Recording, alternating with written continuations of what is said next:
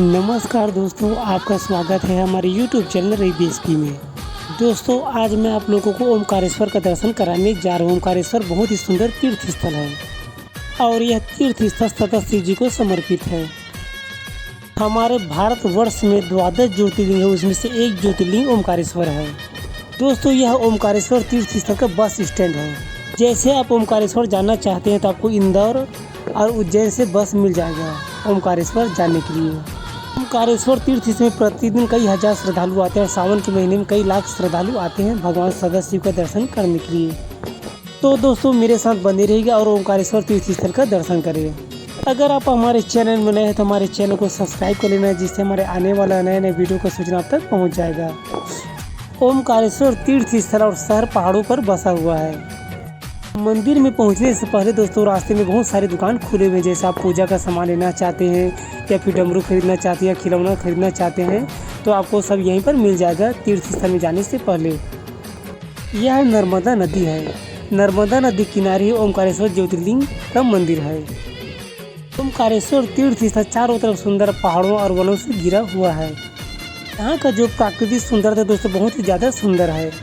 जैसे आप ट्रेन से आना चाहते हैं तो दोस्तों, नज़दीक रेलवे स्टेशन है इंदौर और उज्जैन। इंदौर रेलवे स्टेशन से बहुत ही नज़दीक है, लगभग 40 से 50 किलोमीटर दूर ओमकारेश्वर तीर्थ स्थल है।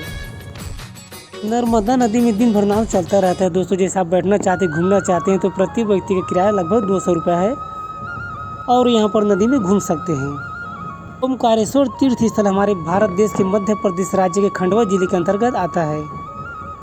यहाँ पर दोस्तों, दुकानों में प्लास्टिक का डिब्बा भी बिकता है। जैसे आप नर्मदा नदी का जल ले जाना चाहते हैं अपने घर तो उसके लिए डिब्बा भी बिकता है। चारों तरफ पहाड़ों से यह स्थान घिरा हुआ है। जिस पहाड़ में भगवान ओमकारेश्वर सदाशिव विराजमान है उस पहाड़ को मानधाता द्वीप भी कहते हैं या मानधाता पहाड़ भी बोलते हैं। पहले ज़माने में मानधाता ऋषि ने यहाँ पर घोर तपस्या किया था शिव जी का दर्शन पाने के लिए। तब भगवान सदाशिव ने प्रकट होकर मानधाता ऋषि को दर्शन दिया और वर मांगने के लिए बोला। तब मानधाता ऋषि ने लोक ही जन कल्याण के लिए यहीं पर ज्योति स्वरूप में विराजने के लिए बोला भगवान शिव को। तब से भगवान सदाशिव यहाँ पर ज्योति के रूप में विराजमान है। यह जो सामने में मंदिर दिखाई दे रहे दोस्तों, यह ओमकारेश्वर ज्योतिर्लिंग का मंदिर है।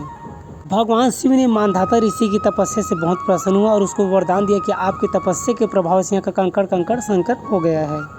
तब से नर्मदा नदी जी के प्रत्येक कंकड़ को संकर के रूप में देखा जाता है। दोस्तों, हमारे मध्य प्रदेश राज्य में 2 ज्योतिर्लिंग है, एक महाकालेश्वर है और एक ओमकारेश्वर है।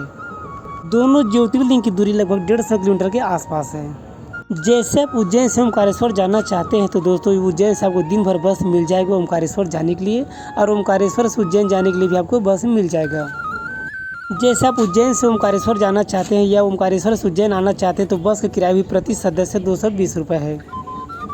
दोस्तों, ये तो हो गया मंदिर के बारे में कुछ जानकारी, भगवान सदाशिव के बारे में कुछ जानकारी। अब मंदिर को चलते हैं, आगे बढ़ते हैं। ओमकारेश्वर ज्योतिर्लिंग के दर्शन के लिए बहुत दूर दूर से श्रद्धालु आते हैं, जैसे मध्य प्रदेश, गुजरात, छत्तीसगढ़, राजस्थान। क्योंकि यह 12 ज्योतिर्लिंग में गिनती होती है, इसलिए दूर दूर से श्रद्धालु आते हैं। भगवान शिव जी का भक्त यहाँ पर आते हैं दर्शन करने के लिए। जैसे आप ओमकारेश्वर में रुकना चाहते हैं दोस्तों तो आपको यहाँ पर धर्मशाला भी मिल जाएगा। नदी के ऊपर में और पहाड़ के किनारे में बहुत बड़ा पुल का निर्माण भी किया गया है श्रद्धालुओं के आने जाने के लिए। क्योंकि जो मंदिर है बिल्कुल पहाड़ के किनारे में दोस्तों, नीचे में नदी है और पहाड़ के किनारे में ज्योतिर्लिंग का मंदिर है और यहाँ पर बहुत ही बड़ा बांध भी है नर्मदा नदी में। चलते हैं दोस्तों मंदिर की ओर। यहाँ पर 12 महीना श्रद्धालु आते हैं दोस्तों। 12 महीने किसी भी मौसम में आप आ सकते हैं, लेकिन सबसे ज़्यादा श्रद्धालु सावन के महीने में आते हैं। जैसे आप एकदम सुबह 6-7 बजे आएंगे तब आपको जल्दी दर्शन हो जाएगा भगवान सदाशिव जी का। और जैसे आप दोपहर में आओगे 2 बजे, 3 बजे, 4 बजे शाम के समय तो आपको बहुत बड़ी लाइन में लगना पड़ेगा और कई घंटों की मेहनत के बाद भगवान शिव जी का दर्शन हो पाएगा। क्योंकि यहाँ पर प्रतिदिन कई हजार श्रद्धालु आते हैं दर्शन करने के लिए, हो सकता है लाखों में भी आ जाते हैं।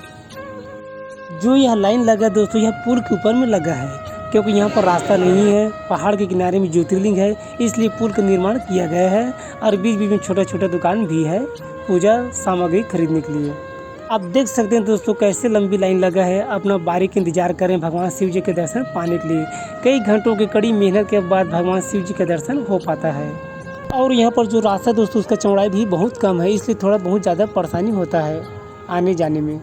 दोस्तों मैं पहुंच गए बिल्कुल मंदिर के किनारे में। आप देख सकते हैं बहुत ही ज़्यादा भीड़ है, सीढ़ी में लाइन लगा हुआ है और यह मंदिर का आंगन परिसर है। आप देख सकते हैं बहुत ही ज़्यादा भीड़ है। यहाँ पर भक्त आते हैं तो जयकारा बहुत लगाते हैं। महाकालेश्वर मंदिर परिसर से ओमकारेश्वर मंदिर परिसर थोड़ा छोटा है, इसलिए यहाँ पर बहुत ही ज़्यादा भीड़ हो जाता है। दोस्तों अगर आप हमारे चैनल में नए हैं तो हमारे चैनल को सब्सक्राइब कर लेना, जिससे हमारे आने वाला नए नए वीडियो की सूचना आप तक पहुँच जाएगा।